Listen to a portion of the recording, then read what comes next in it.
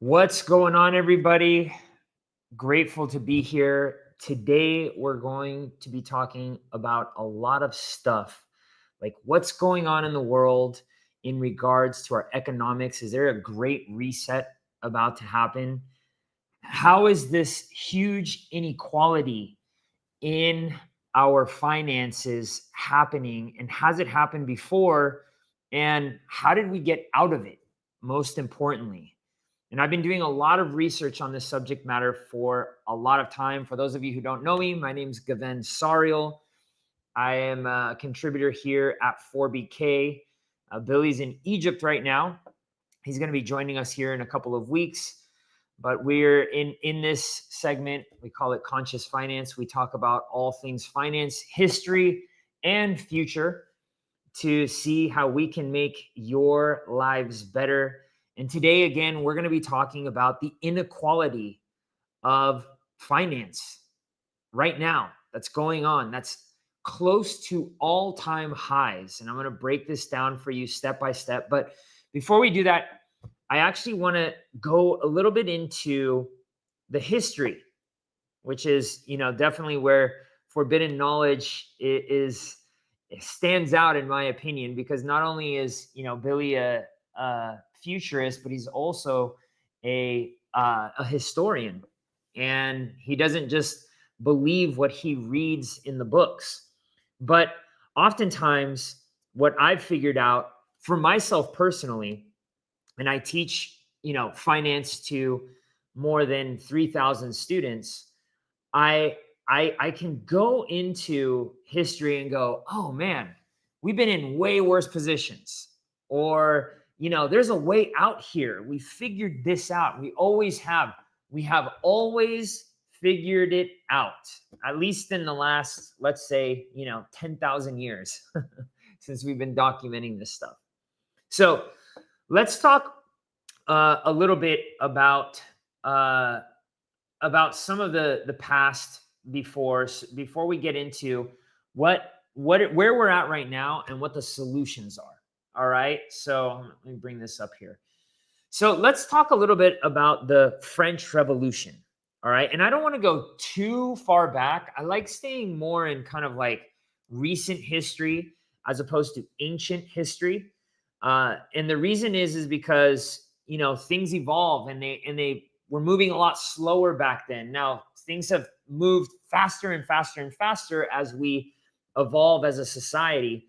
And so I want to get like the closest to where we've been to this scenario. And again, how did they get out of these different unequal financial times?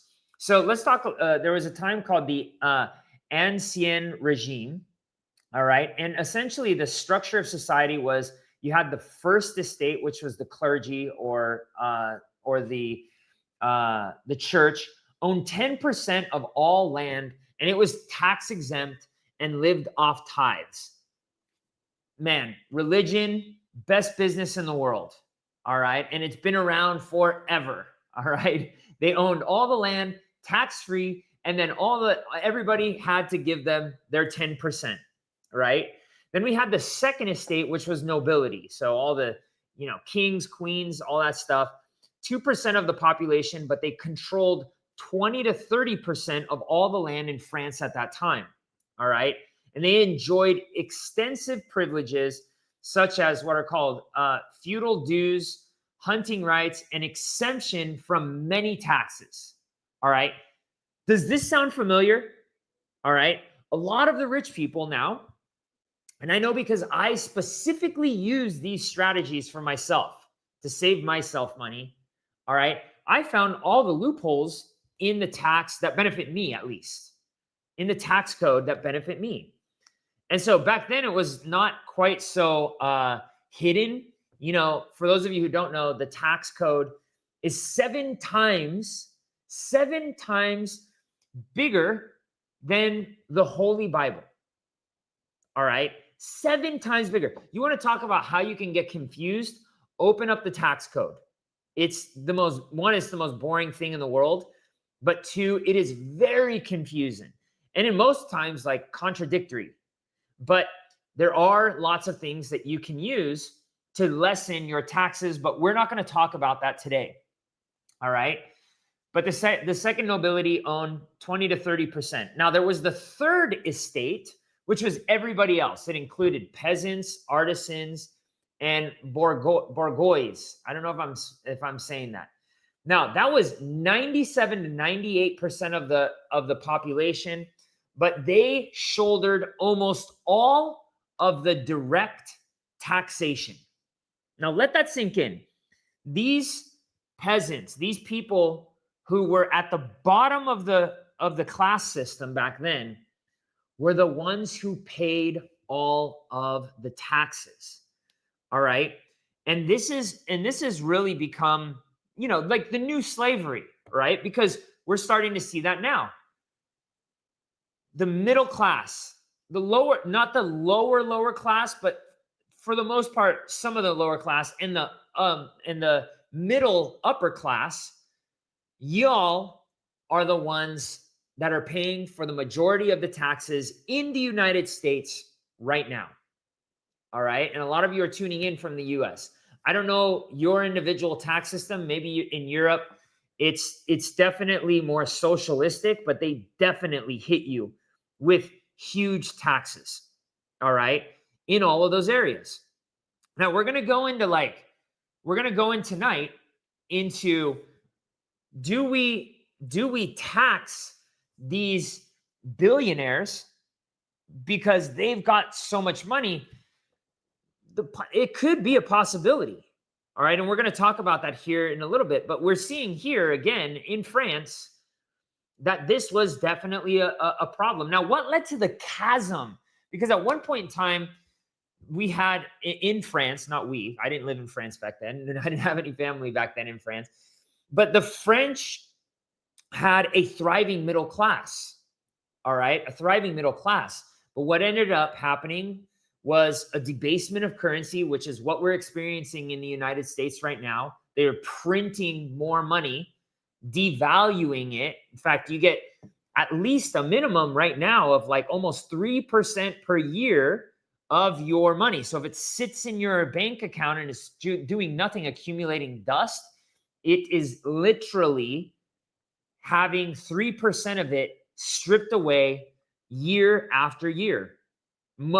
For those of you that are at least in the United States, it's probably more than that. And type in the chat. Let me know. Has like your grocery bill gone up by 25%, 35%?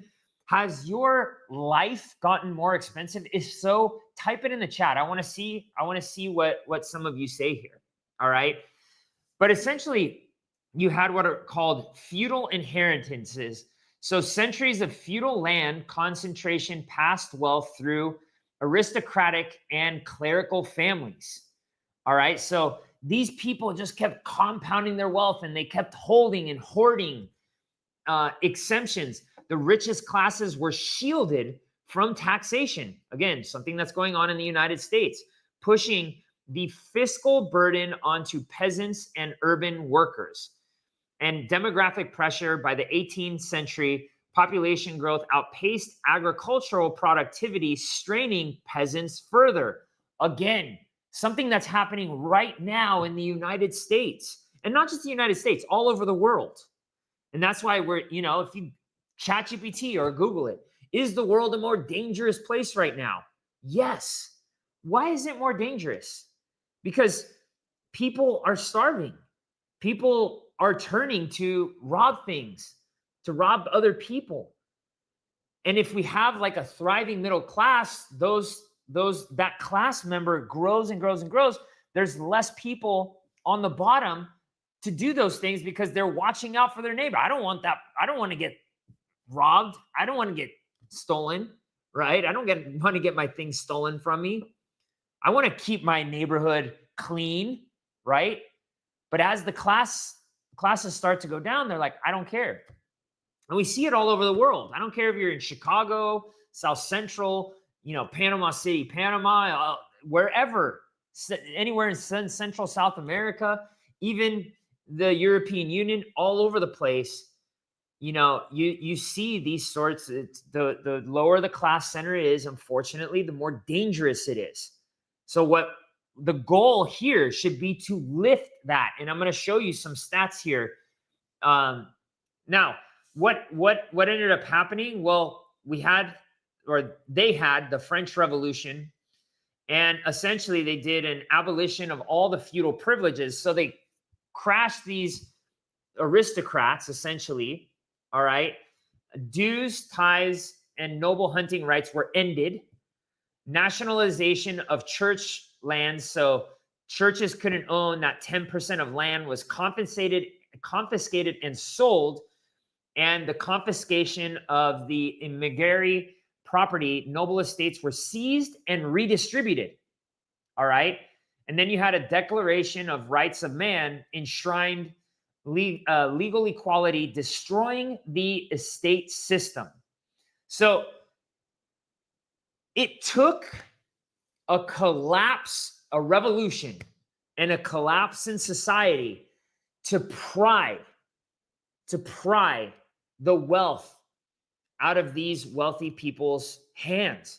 And here's the real issue, guys and gals. The real issue is, as opposed to them maybe saying, gosh, guys, maybe enough is enough, right? Like, I can only live in one house at a time. Do I need 10 mansions? Probably not, right? Do I need 3 Gulf Streams? Probably not. Do I need 20 or 30 luxury cars? Probably not, right? But we're seeing this now, right?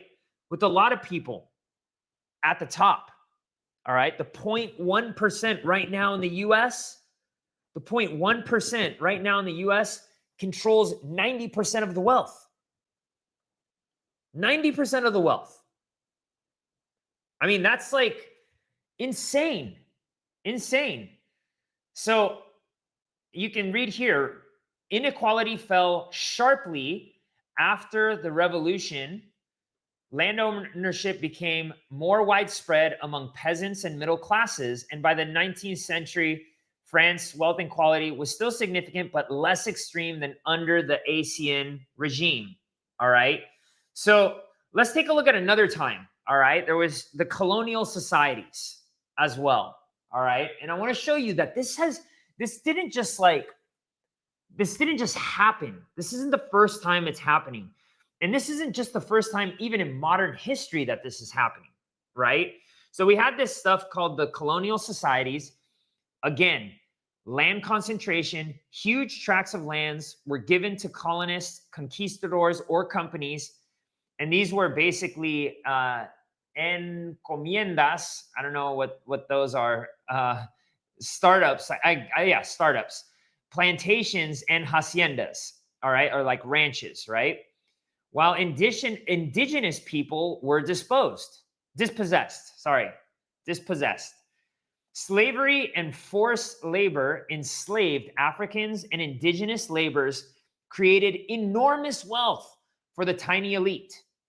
In places like Santo Domingue in Haiti, 5% of the population, white planters, controlled virtually all the wealth, while 90% enslaved Africans had none, okay?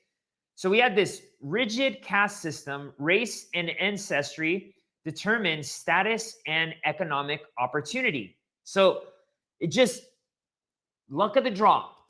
Were you born here, and what's the color of your skin? If you were white, you were lucky. If you were black or brown, not so lucky. Not so lucky. So you had taxation and tribute, and the colonies often extracted heavy tribute from indigenous peoples, the people who were there to begin with. The people who were like, yo, we were living here for free before. We had enough water, we had enough food. we didn't get sick all the time, because they brought a lot of disease from Europe, diseases, all right? While colonizers enjoyed exemptions and direct transfers of wealth from the colony to the metropole. All right. So in short, wealth and power were monopolized by a very small elite while the majority lived in poverty or bondage. So what led to the chasm?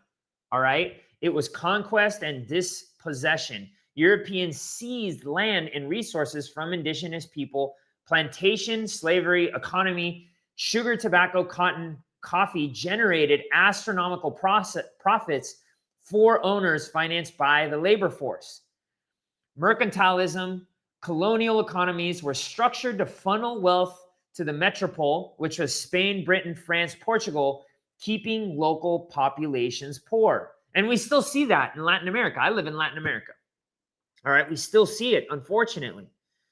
So there was legalized inequality. Laws enshrined slavery, racial hierarchy, and restrictions on mobility, ensuring elites kept their grip on land and capital.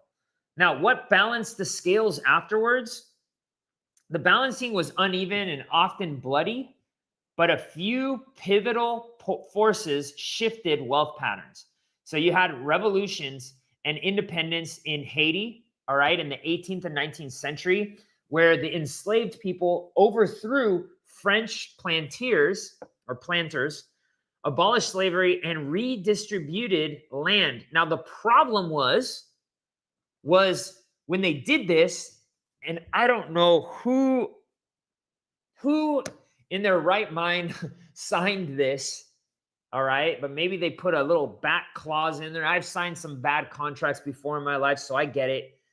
But what ended up happening, and we're seeing it till this day in Haiti, the French ended up saying, yo, you can have Haiti back. We're going to give it back to you. But you got to pay reparations to all these people who lost this money. They brought all these things, and you're going to have to, you get all the benefits of all this stuff, so you have to pay us. Okay, I guess that's cool. We'll keep the land, but we've got to pay you back. And it's turned out to be billions. And essentially, Haiti has collapsed. And for those of you keeping up with the news, I keep up with it. It's a really, really big shame, because you have, on the same island man, why am I drawing a blank on the country? Santo Domingo, not Santo Domingo. Somebody in the chat, put it in there. I've been working too hard today. But in that same island, they have Dominican Republic. The Dominican Republic is thriving. It's thriving. They got the same beaches, the same water. It's just right over here, an invisible line, thriving. But this country has fallen into complete chaos. It's unfortunate. It's beautiful. I've met some Haitians. They're really great people. It's really, really sad. But anyways, there were some land reforms, and some of these countries ended up getting a lot of their land back, such as like Mexico, Bolivia, and other parts of South America. Now, again, I live in Central America. I've traveled all over South America. I love Latin America. In fact, I actually think Latin America is probably the last free bastion, real free, even though they have corruption, just like the United States, just like Europe. But you're more free to do things in Latin America and ownership rights and all that stuff than a lot of places in the world nowadays. A lot of these modern, what are they called? Franchise countries, right? These franchise countries like the US, like Canada. But still, you can still see a lot of the disparity going on right now. But the equality did come up. Maybe it even didn't, right? Because now we've got a different type of slavery. You're sitting at a desk producing all day long, right? You're just doing all this work. Work. And then they tax you. And how far do you get? While the rich, they just keep stacking and grabbing and getting fatter, and, doesn't make a lot of sense. But they found, in my opinion, they found a way to enslave people. They found a way to enslave people without calling it that and giving you opportunities. But think about it. You pay income tax. As a small business owner, you pay payroll tax. As a consumer, you pay sales tax. As a homeowner, you pay homeowner's tax. It's tax on tax on tax on tax. Why do we need to pay all of these taxes? We're going to talk about that here in a little bit, by the way. We're going to talk about that here. Now, the most recent real shift that we had in these kind of crashes and then redistribution of wealth was the Great Depression. And, coincidentally, I talked about this in the past, all right? I think it was like last week or the week before, or maybe both. I think I talked about it both weeks. And that was, this happened fairly short after the Federal Reserve was the unified, centralized Federal Reserve was created. Not even 20 years later, the largest crash of all time occurs. The largest crash of all times, the Great Depression. All right. And this starts in 1929. All right.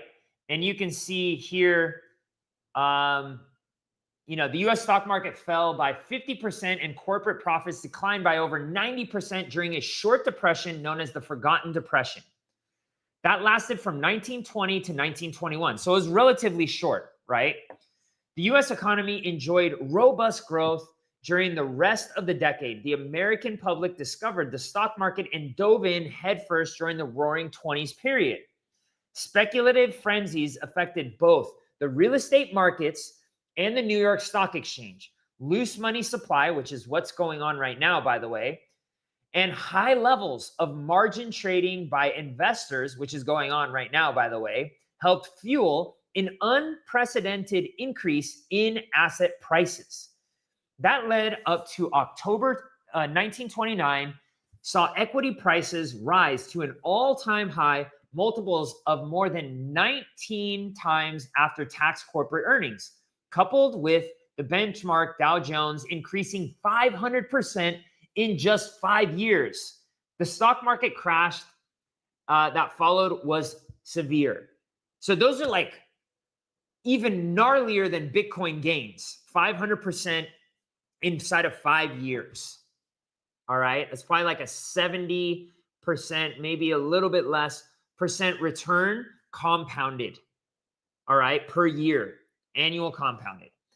So the NYSE bubble bursted violently on October 24th, a day that has come to be known as Black Thursday. A brief rally occurred on Friday, the 25th, and during a half-day session on Saturday, the 26th.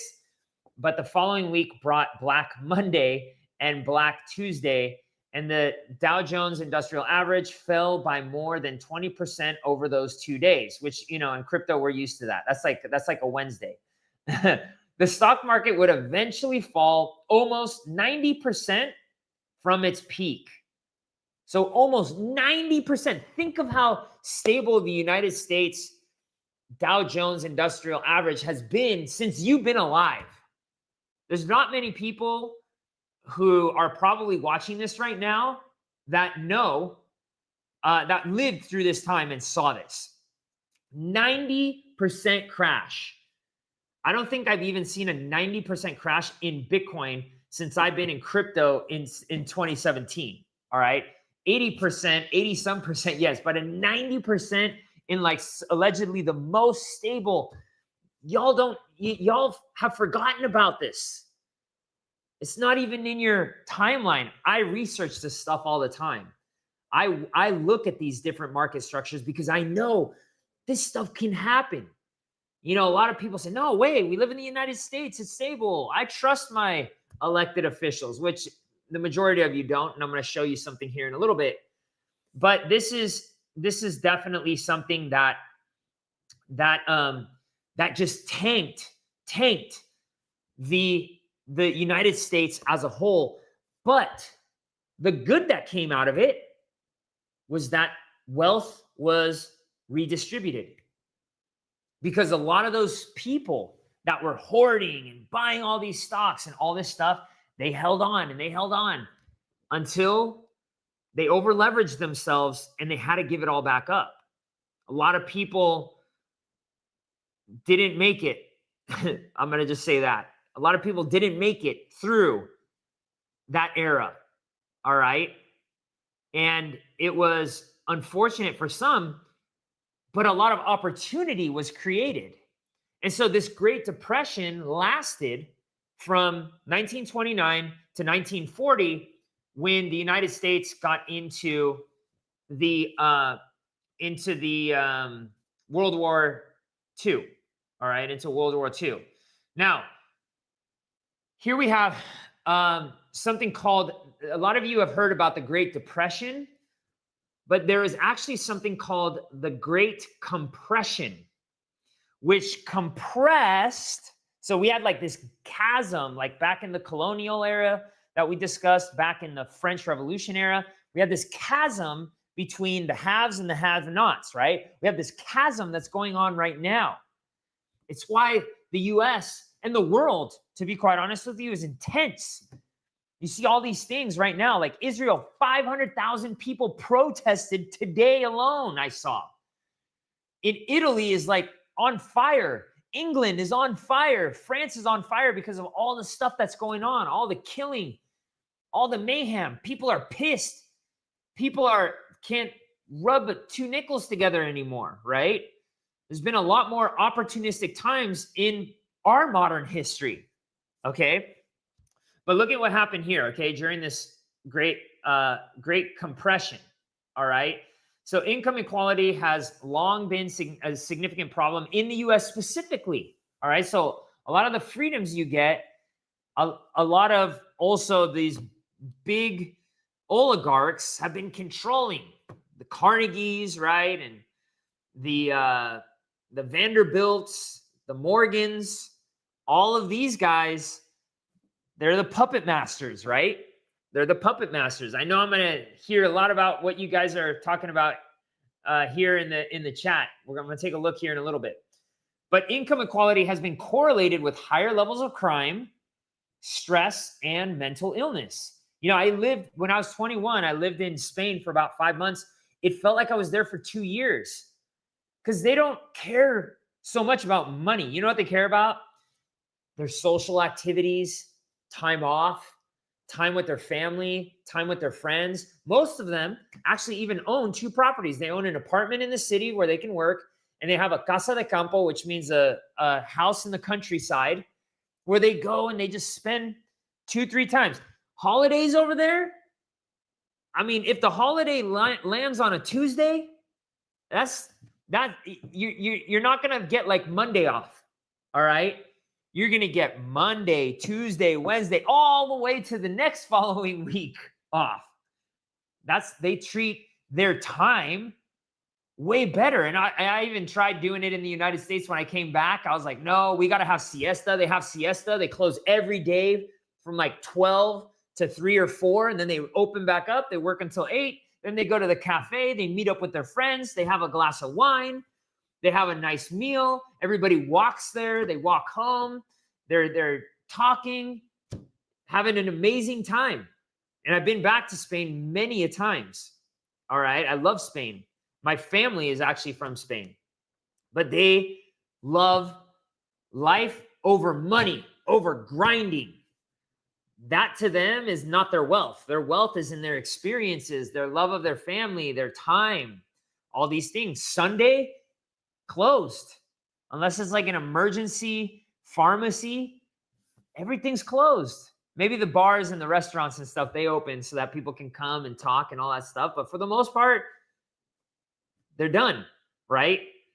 In the US, though, it's grind. You got to move. You got to spend. You got to buy stuff on Amazon. You got to go buy that Louis. You got to go get a Lambo. You got to go get the new Chevy truck. You got to spend. You have to spend. And I remember sitting there going like, oh, man, yeah.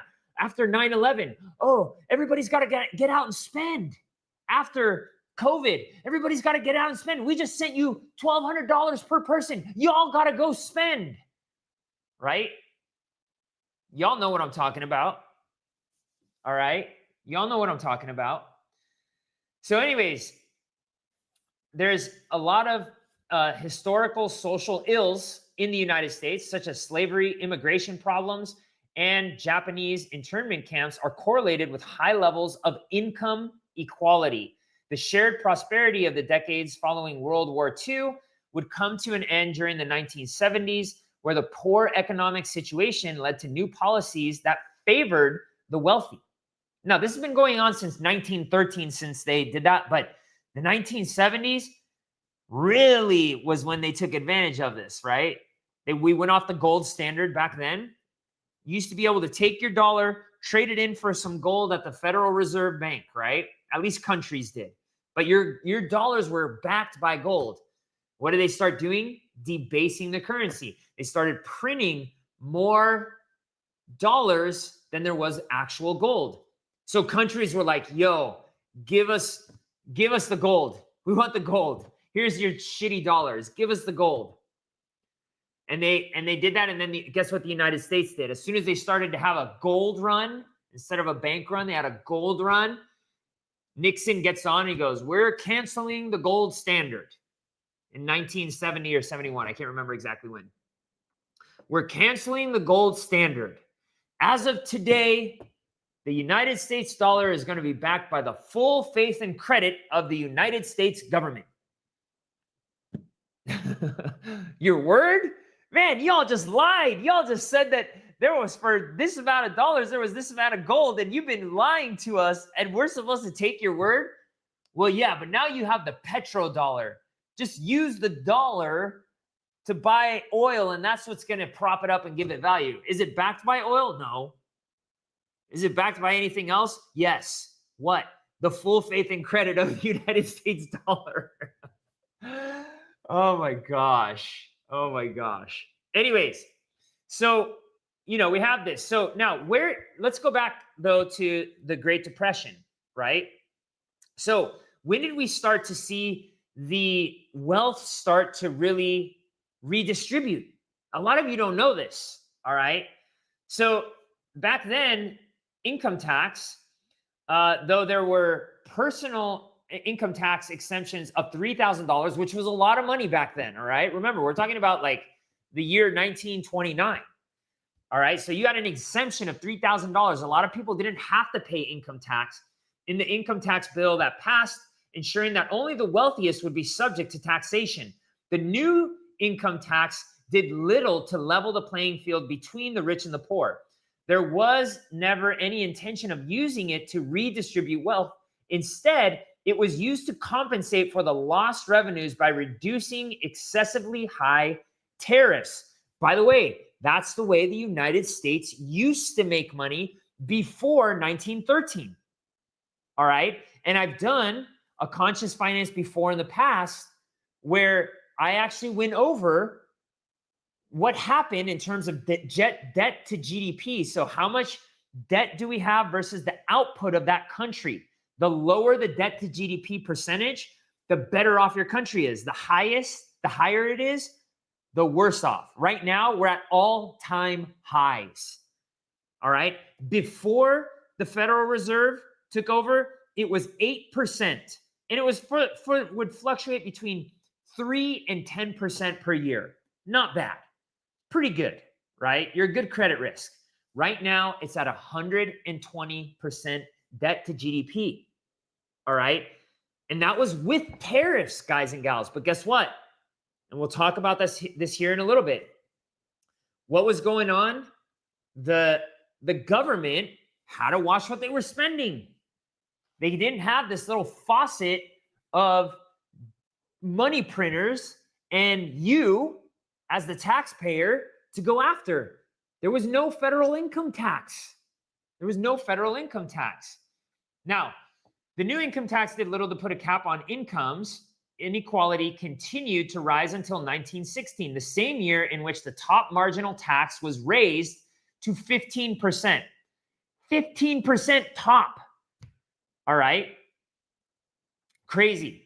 The top rate was changed subsequently in 1917 and 1918, reaching a high of 77% on incomes over $1 million, which I don't know how much $1 million would be in today's dollars, but I'm assuming it could be as high as, I don't know, 100 million, maybe. I don't know. I need to take a look at that.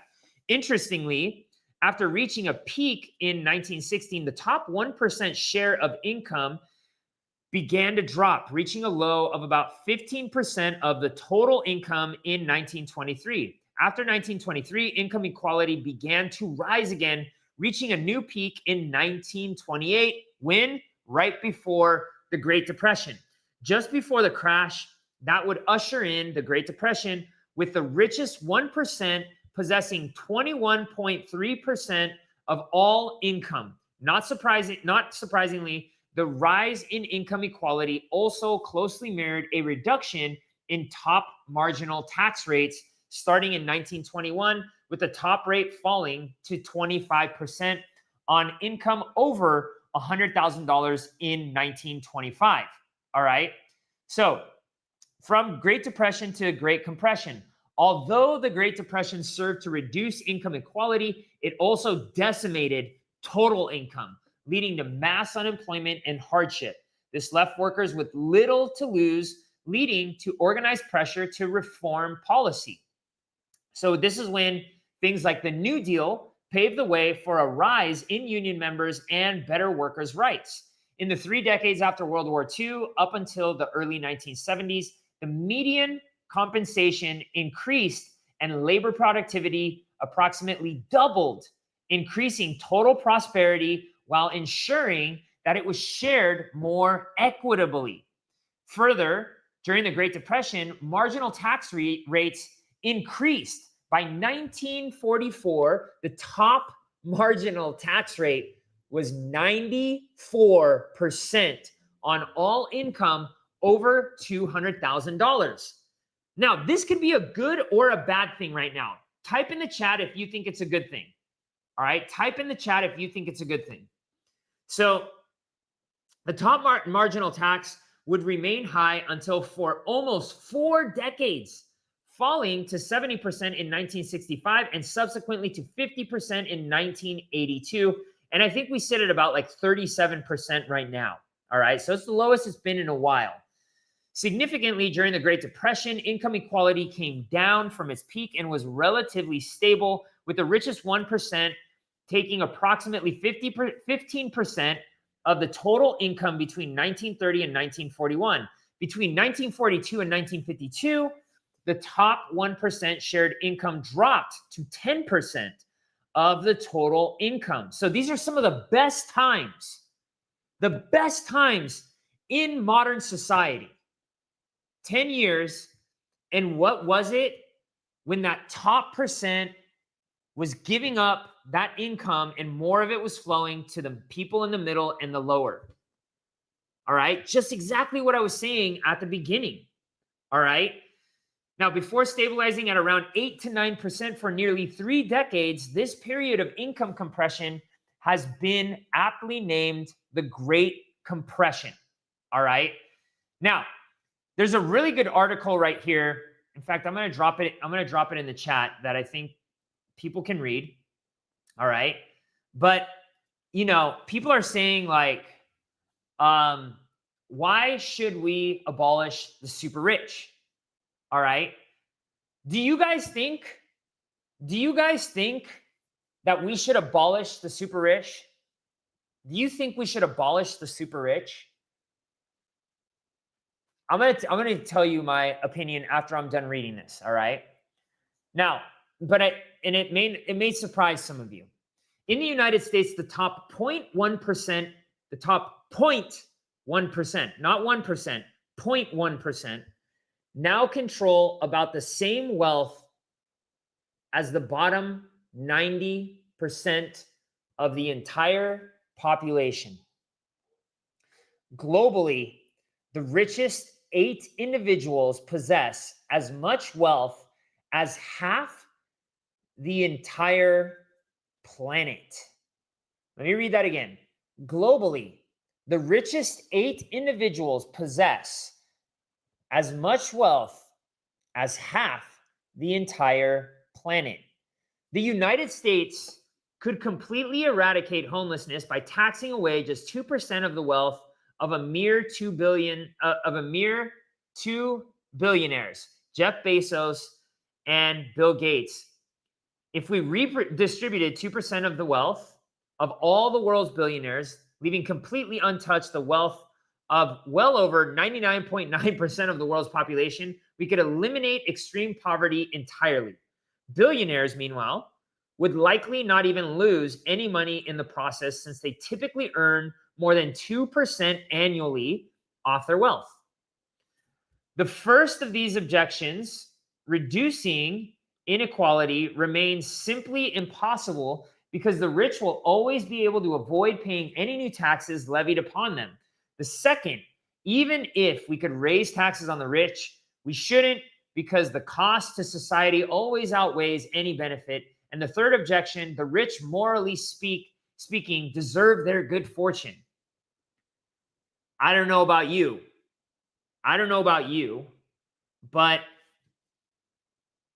if you hit like $1 billion, you won the game of life, dude. You won the game of life. Like, in my opinion, the focus should start being like, how do I start taking this massive amount of wealth and start shifting it into something that's going to help everybody come up, right? I don't need this much. But that's going to take a shift in thinking, right? Because now they've got all this wealth. Now they're afraid of losing it. All right. Now they're afraid of losing it all. But if you're capped at $1 billion, you know, like at $1 billion, you still could have 20 nice cars. You still could have 10 beautiful mansions, right? Throughout like the world. You still could have, you name it, a luxury meal, a chef, 24/7 maids and butlers, like literally. All right. I know a few billionaires. All right. And they have like 1 billion, and they have that when they were 100 millionaires. Right.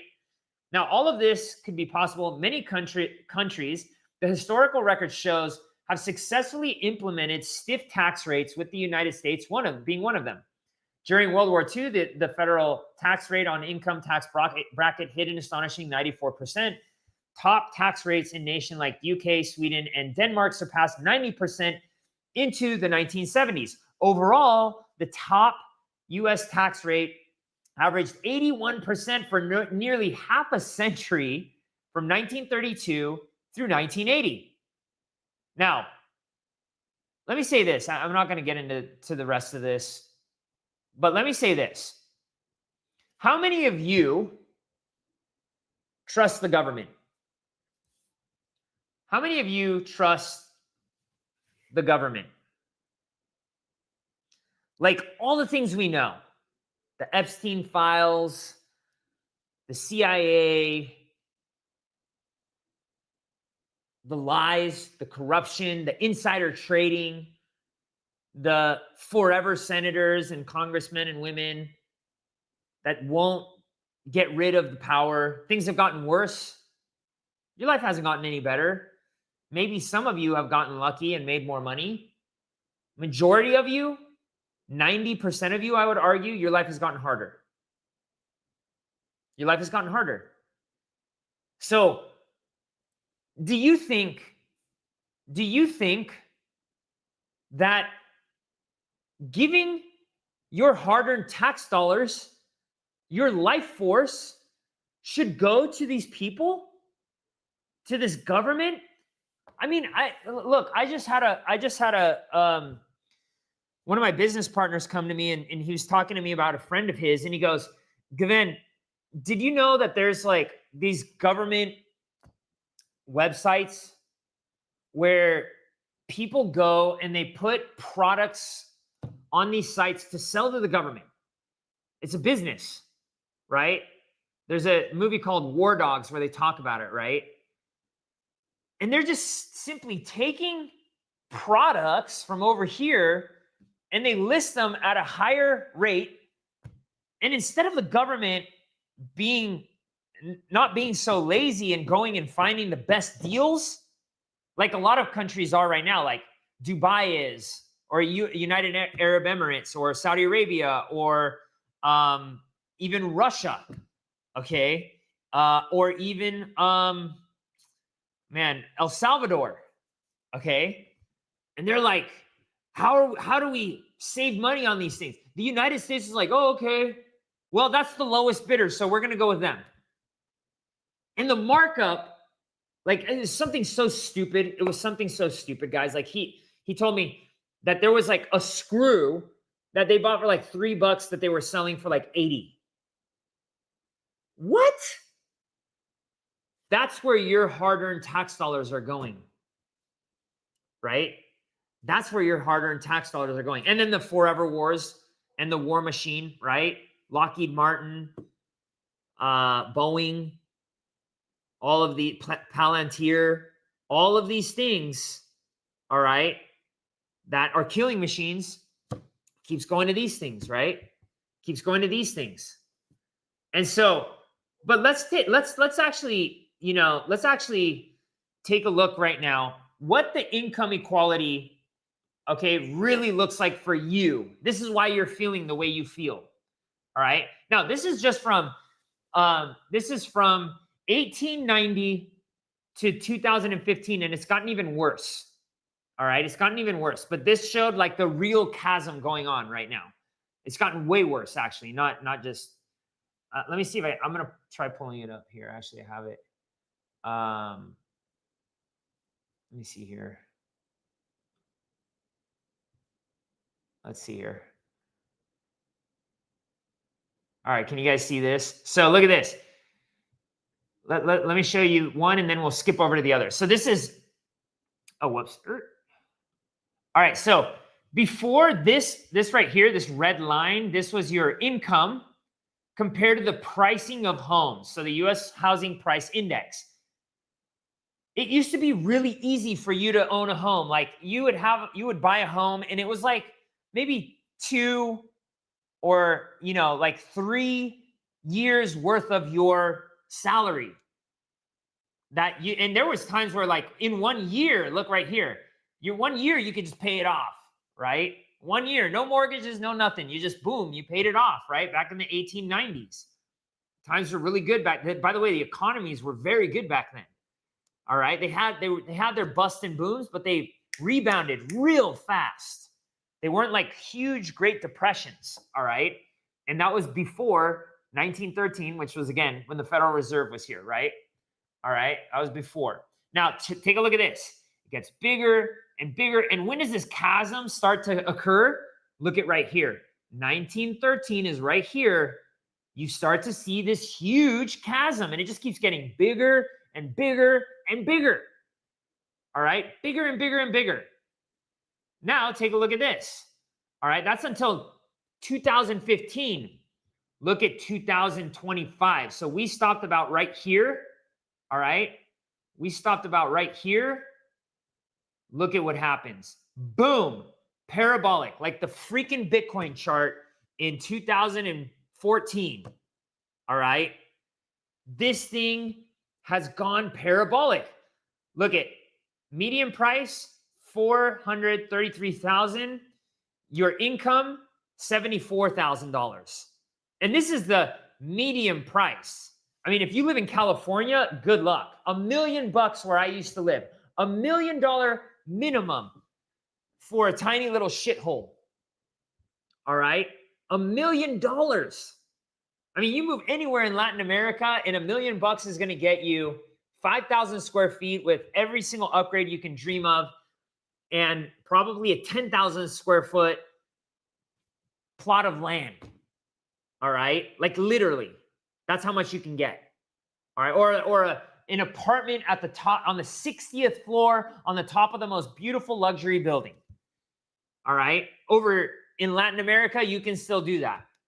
Okay? In the United States, boom. All right? Boom. It's exploded. It's exploded. All right? Now, let's talk about you giving more of your money to the government. You giving more of your money to the government. Okay? Do you trust them? Man, they just shut the government down. They can't agree. They can't agree. And we're spending more money than we ever have. We keep adding to the debt. I just told you the debt to GDP is 120%. It's the highest it's ever been. The highest it's ever been. And the last time it was close to even this high was during World War II. We were in a full-blown war. But look at this, all right? Since 1960, we had a trust in government of roughly around 73%. And it's just declined and declined, just like the dollar. Honestly, this looks like the dollar chart to me. Decline. And guess what? We are sitting at all-time lows right now. So no wonder people don't want to pay taxes. They're sitting there like, if I pay my taxes, these clowns, these polytricksters, they're going to take my money and they're going to buy the freaking screw that cost $8 for 80 or $5 or $3 or whatever it was for 80. Why would I do that? Why would I do that? That's why we're seeing people leave the United States in droves. In Panama, here where I live, I mean, I run into a new American every single day. A new American every single day. They're just like, it got too expensive. It got too crazy. There's shootings every day. You don't hear about that here. Like, people are afraid from Panama to go to the United States. They're like, man, I hear about these shootings. Doesn't sound like a place where I want to be, you know? And you all know what I'm talking about, right? You all know what I'm talking about. And that's for another debate, right? Like the Second Amendment and all that stuff. But anyways, do you want the government handling your money? Hey, what's up, Dreamy? Yeah. Yeah, it's great down here. Dreamy's from Panama. So let's talk about like some of the solutions, okay? One, we've seen before in the past, all right? Very recent history in the French Revolution and in Haiti, okay? Saint Domingue.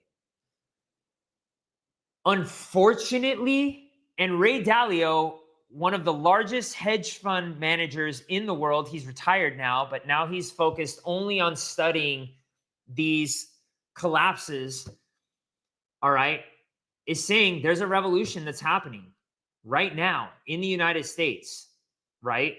Now, is it going to be a typical civil war? Who knows? He's saying it could be, right? I hope not, because I have a lot of friends and I have family that live in the United States. I don't want to see that happen, man. I do. I'm from California originally. I love the United States. The United States right now, though, it's not physical somewhere, because I grew up, my father was a Cuban immigrant. My mother as well, both Cuban immigrants came over, pulled themselves up by their bootstraps. But, you know, the United States, when they came over, it was during that booming time in 1959. And they pulled themselves up by their bootstraps. My dad, at 12 years old, was working 2 jobs. He became an engineer from UCLA. He became a lawyer, right? You know, he pulled himself up to the middle class. America was a melting pot back then. Doesn't feel like that right now. And in my heart, that's what being American is. In my heart is we're finding solutions. We're builders. We're optimists. We can solve these problems together.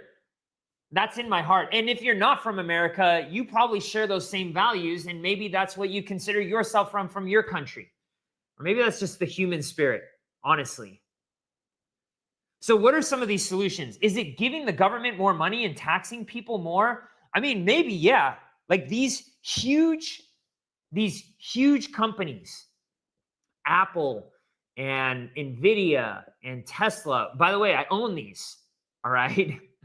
I trade them. I should say I trade them. Okay, but like, is enough enough? But who do we give that money to? That part I haven't solved yet.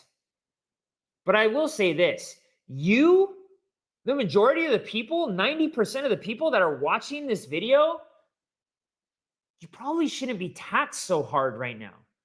You probably should have some relief.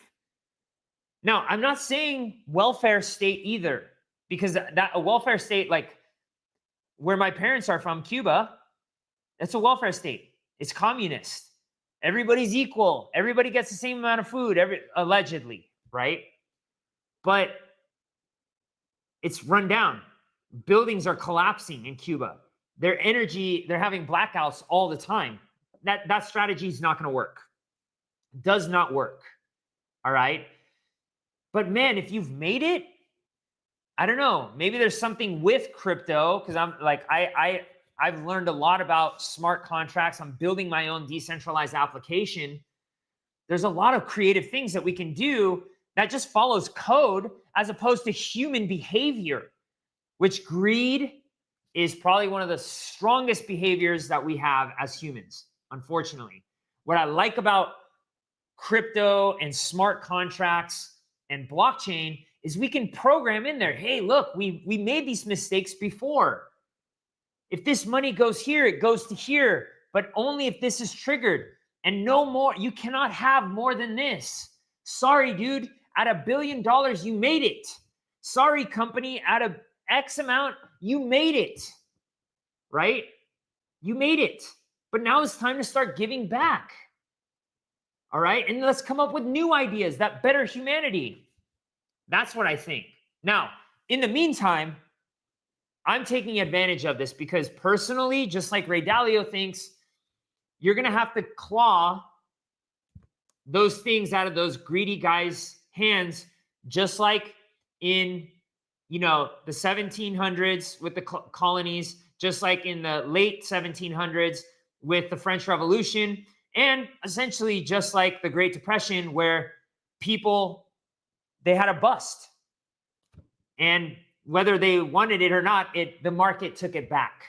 The market forces took it back. Now, this is one of our strategies. This strategy trades shorts and longs Ethereum, but I didn't want to hold people's money. So we teamed up with a company called Enzyme, and Enzyme has basically a way for us to put our strategies, our automated strategies, to work for you so that it takes advantage of the ups and downs, but you hold the money in your crypto wallet. All right? You hold the money in your crypto wallet. And you can see here, these are actual verified returns on the blockchain because we only do things on the blockchain. I don't trust banks. I don't trust brokerages. All right?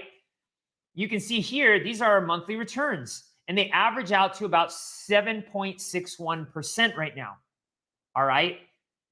But what I want to do is there could be a crash coming. But I do think that there's going to be a boom very soon. And that boom could last probably like 2 to 3 years. We have a very short timeline here before that bust happens.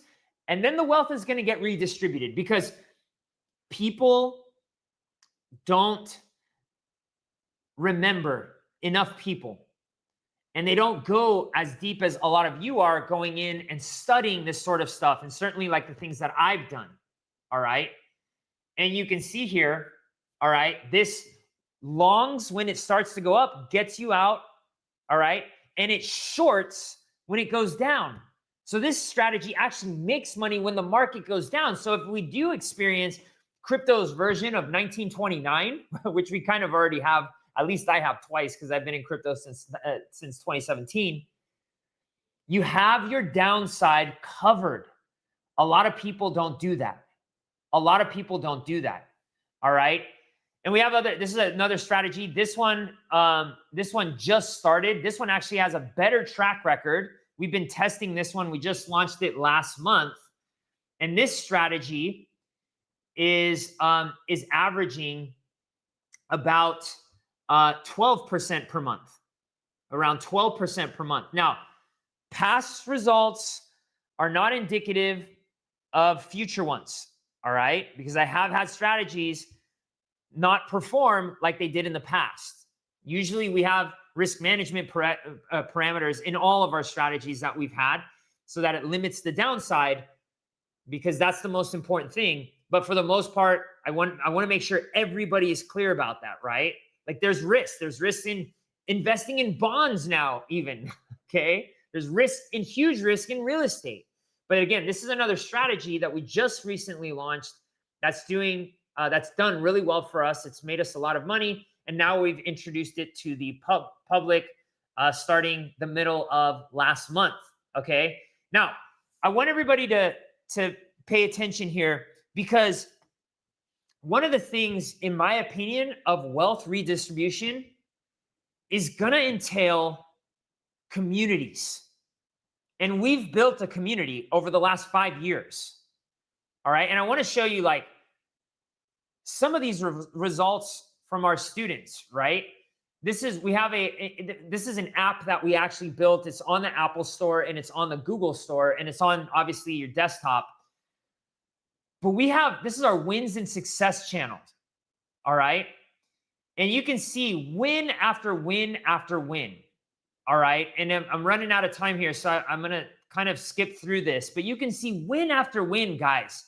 And these are all our students. Some of our students, this student signed up, Raymond Ponga, I love him, June of 2024. In fact, I think he came from 4BK as well. All right. He signed up and he only invested $1,000. His portfolio has mooned since then. But it was his consistency. It was his consistency into this. This other student right here, Tim Warner, another one of my favorite students, he was actually in crypto before, had a lot of his money stolen from centralized exchanges because he wasn't in DeFi, which is what we teach. We teach you how to become your own bank and do what the banks are doing in crypto. All right. And he's actually up in 14 months since he's been with us. He's up 110%. He just told me the other day. Now he's actually up a little bit more because the market's up. You can see here, this student, Wes, up $19,000. All right. He came in February of 2024. These aren't people who just had like quick wins and I'm like, okay, sweep it under the rug. Like, these are people who have been with us for a substantial amount of time. But you see, with us, we have our community. That's why communities are worth so much. Billy's talked about this in post-labor economics. Communities are the wave of the future. But it's because of our community. We come, we share our wins, we talk to each other, even though it's virtually, sometimes in person. We've had multiple masterminds. I think we've had like 7 or 8 masterminds in the last 5 years. But our community, we meet 7 days out of the week, except for Sunday. Sorry, we meet 7 times out of the week. All right. But we are constantly meeting because that's what it's going to take for you to avoid this. For you to avoid this chasm. This chasm. So we dropped a link in here. All right. We dropped a link in here. Dwayne, I don't know if you dropped it in here, but Dwayne, if you can drop the link, it's $147 a month. $147 a month. All right. We give you trading strategies that are fully automated for you too. Even if you don't want to use our automated systems, you get a message. This is what we're trading here. We show you all the results. We brought all the receipts. It's $147 a month. You can cancel at any time. Most people don't. We have small groups of 3 to 5 accountability partners that we put together for you that are aligned with the positions that you're in. So you could be ultra wealthy. We have a group for you of 3 to 5 people that match your group. You could be middle, or you could be just starting with, I've had people start investing $300 and made tens of thousands of dollars very quickly. All right. Now that's during a bull market. I want to be clear about that. All right. That's during a bull market. But the thing about this is consistency and community. It's consistency and community. It's $147, guys and gals. I'm 6 minutes late. That's all I got today. Hopefully you learned something. Hopefully I'll have some more alpha for you by next week. I want to keep bringing you like the most quality stuff so you can see where you're headed right now. A lot of you, I saw the chat. A lot of you said, yes, I'm hurting. I'm pissed. It's not fair. That inequality, that's me. And I want to bring you the content. It may not be every week, but I'm going to try every week because it takes time for me to put these things together. Because when I do bring it, I want you all to be like, whoa, I got value. I now understand why I'm in the position that I'm in right now. I understand the solution or one of the solutions. All right. That's what I want to do. So maybe we'll see each other next week. Maybe not. But let me see if there's a topic that I find good. And let's see if I have enough time to put it together, because I do want to put it together right so that I can explain it. And guys, gals, if you like this, give it a thumbs up. Give it a like on X. I could really, really, really appreciate it. I would really appreciate it. All right, everybody. Thank you so much. I will see you all on the next one. Lots of love. I love you all. We're going to get through this. I promise. Cheers.